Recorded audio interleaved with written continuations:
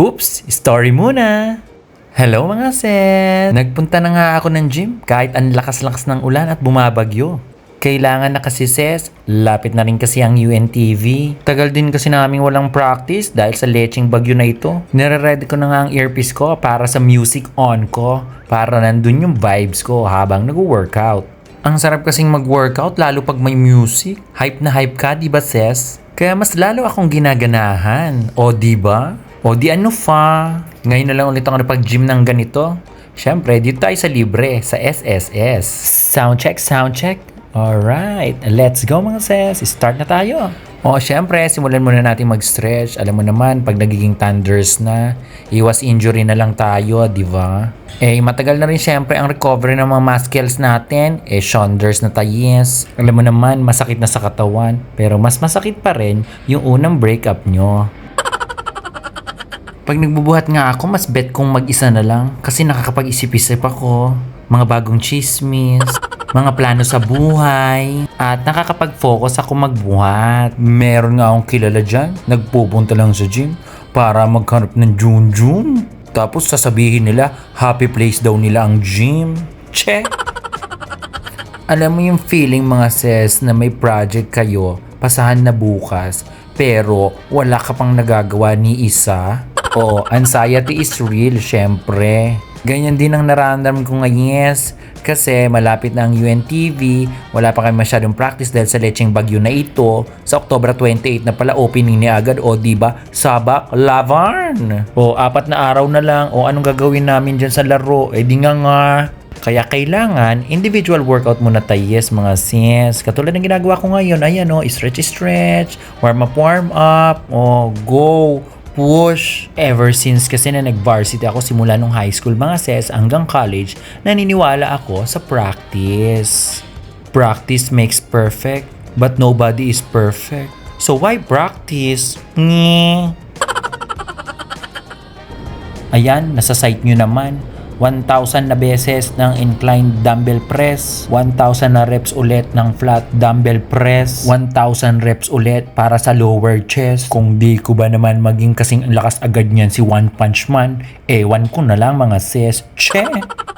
Sa ngayon kasi mga sis, hindi na ako magbubuhat ng heavy kasi nga puro light lang at daming repetitions. Para hindi na rin mabigat sa katawan, kailangan kong tumakbo ng matulin habang naglalaro ng basketball. Kita nyo naman mga sis, shoulders na ang tinitira ko dito sa puntong to.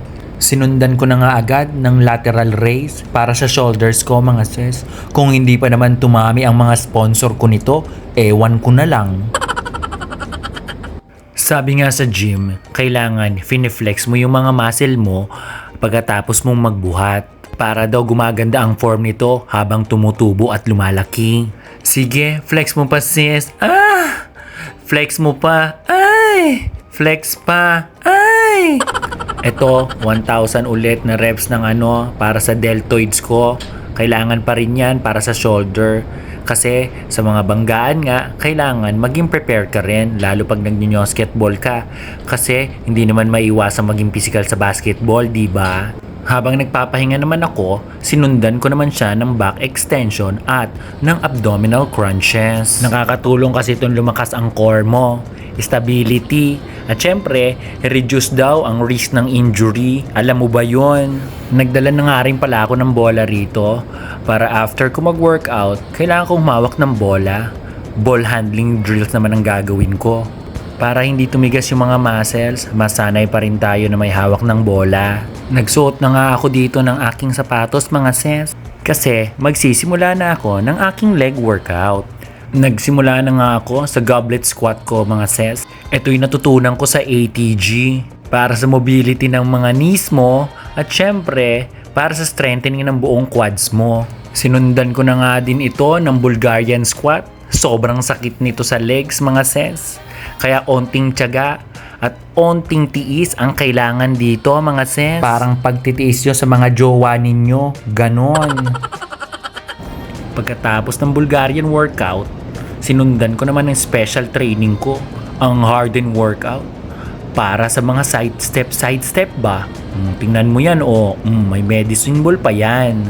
Kung titingnan, parang ang dali-dali lang, di ba mga sis? Pero pag kayo na ang gumagawa niyan, sinasabi ko sa inyo, ubos talaga ang pawis ninyo para kayo nakipag-eme boom boom ng buong gabi at hindi kayo makalakad sa umaga. Ayan, napala ninyo. Kita niyo naman itsura ko rito, naghihingalo na. At pagkatapos nun, sinabayan ko na nga to ng hip flexor exercise ko. Pampalakas daw to ng kikig, ay, ng takbo pala. Sinama ko to sa exercise ko kasi nakakatulong daw to sa pagbilis ng takbo. Yun na nga lang ang maiaambag ko sa team. Pakabutihin na natin. Naghubad na nga ako dito kasi sobrang pawis na ng aking damit. Ito high knees pero may resistance bands. Kaya ang hirap. Pampabilis din ng takbo. 3 set din yung ginawa ko niyan. Kaya pagod na pagod akong sobra niyan. Parang pagod mo sa jowa mo na lagi mong nahuhuli. O diba? At bago nga ako matapos, sinamahan ko na nga ng ball handling drills. Kitang-kita nyo nga, nagkakamali pa ako kasi ang tigas ng mga muscle ko dyan. Kaya kailangan talaga, after mo mag-gym, dapat humawak ka ulit ng bola. Kung basketball talaga ang hilig mo. Pagtingin ko sa labas, ang lakas pa rin ng ulan. Kaya ito, dahil patapos na ako, mag-i-stretching na ako. Tara, ito ang wag na wag niyong kakalimutan mga sis, ang stretching o ang cool down para hindi ganun kasakit ang mga muscles ninyo kinabukasan at para mag-grow ng tama ang mga muscle na win-workout ninyo. Hanggang dito na lang mga sis, maraming salamat sa pakikinig ng mga chismis at sana may natutunan kayo. Love you, bye-bye!